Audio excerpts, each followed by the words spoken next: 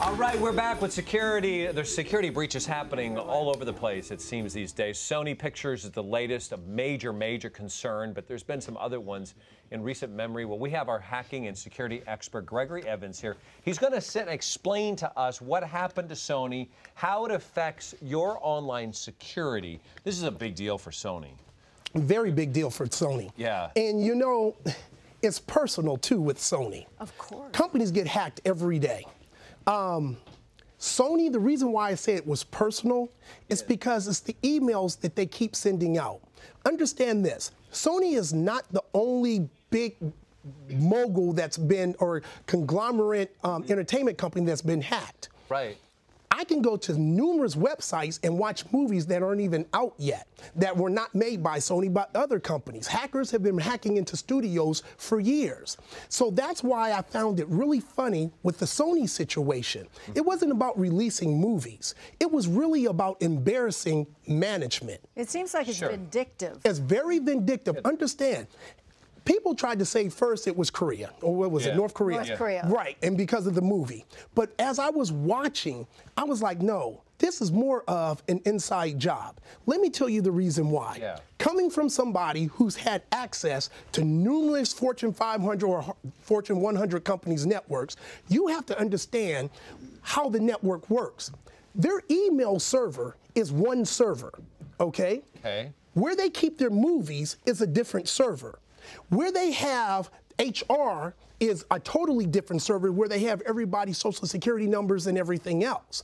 When a hacker hacks in and he's from the outside, he's never been on your network, he doesn't know all those servers. He doesn't know how to guide himself around. So he has to be in there for a while. This just didn't happen overnight. It didn't happen last week where someone just woke up like with Target and Home Depot, like I told you before, and just say, I want to hack Sony. They had been in Sony's network for a very long time in order to find out all those servers and to download all those emails. But why is that an inside job? Because only someone from the inside who worked in their IT department could know everywhere all those servers are, who all the management were, who also knew where HR servers were, and also knew where all the movies are kept on their servers, which is like a vault.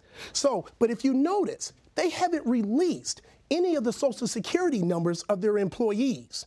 Right. They're not coming after the employees, the little guys who are like the little PAs who's on payroll running around. They're not worried about those guys. That's not like Anonymous would do, like the hacking group. But how do these people, don't you need passwords to get into these servers? You do need passwords, but once if you have the master password and you can hack into the network, you have access to everything. It's a myth, and I tell people this all the time. Hackers cannot guess what your password is. Let me say that again. Right. Hackers have no magic wand. They cannot guess what your password is, all right? Okay. In order for them to get your password, you have to either give them your password through spyware, phishing scams, things of that sort, or they would have to break in another way, a back doorway. It's not like in the movies, in 10 seconds, somebody can get into your Gmail, your bank account, or the Pentagon and launch missiles. It's nothing like that.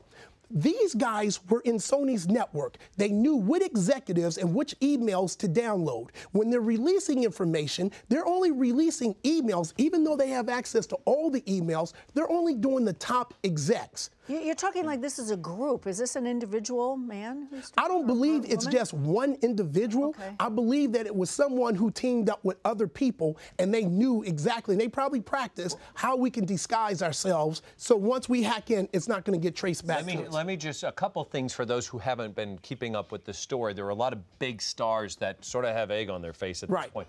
Angelina Jolie was one of the names knocked around in that email. I'll show you a picture right here that really speaks a lot of. Yeah, you look at your face. This is Angelina with Sony Pictures chief Amy Pascal. Where in an email that leaked out, Amy was basically saying she's spoiled. She's a spoiled brat. So you can see the look on Angelina's face. Another one, and I'm going to read a statement, but Kevin Hart, comedian, actor, funny man. Great guy. Great guy. He was said in these emails, these personal emails that were sent out, that he was an attention grabber and that he was overpaid. His response that he has put out said, look, I look at myself as a brand, and because of that, I will never allow myself to be taken advantage of. I own my brand. I make smart decisions with my brand. I protect my brand.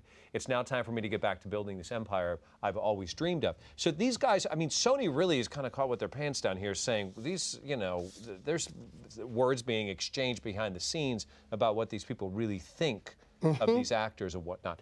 That seems to be the motivation here. It doesn't look like there's an empire about to collapse because the funds are going to be drained out of it. No, and no one's making any money off of this, all right? The hackers aren't making any money off of this. Their whole objective is to embarrass the execs at the top. And like Kevin said, he is a brand. He has 14.4 million followers. You know how much, if you convert that into advertising dollars, what people would pay?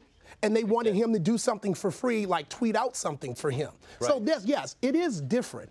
Can these guys be caught? Yeah, how close are we going to get? What did I tell you about Target? What did I tell you about Home Depot? They're not going to get caught. Why? How is that possible? And you know, it really bugs me. Every time someone gets hacked, the first thing they say is, well, we're working with the FBI and other federal law enforcement. They're not going to catch these guys. When I say never, I mean never. Never, ever, ever are they going to catch these guys. Unless they want to be caught, unless they want to take credit for something like this. Unless these guys really made the biggest mistake in the world, like published one of those emails and left their header on it or something, or their name on it, it's the only way I can see these guys get caught. If they are caught, what do they face?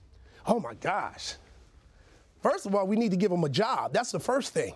Because the only reason everybody keeps getting hacked is because over at Sony, over at the Target, what they have is a whole bunch of glorified IT managers. Right. They're not hackers. So how in the world do you protect yourself from a hacker? It's like if you're not a boxer, you're not going to get in the ring with Mike Tyson back in '92. Do you understand? Yeah, right. So, and that's exactly what all these people, just because you have a PhD from MIT does not make you a computer hacker. Okay, well, what do corporations need to do in order for them not to get into this situation again? I'm going to tell you, and it's real simple.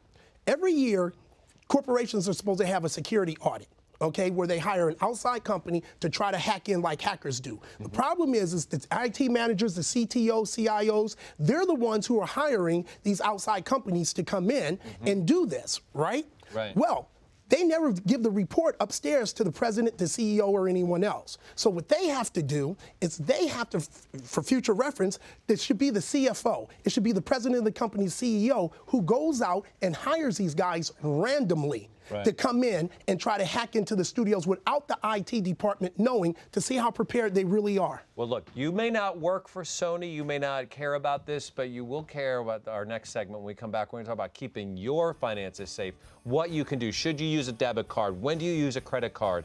All of the things that make you vulnerable this holiday season. Don't go away.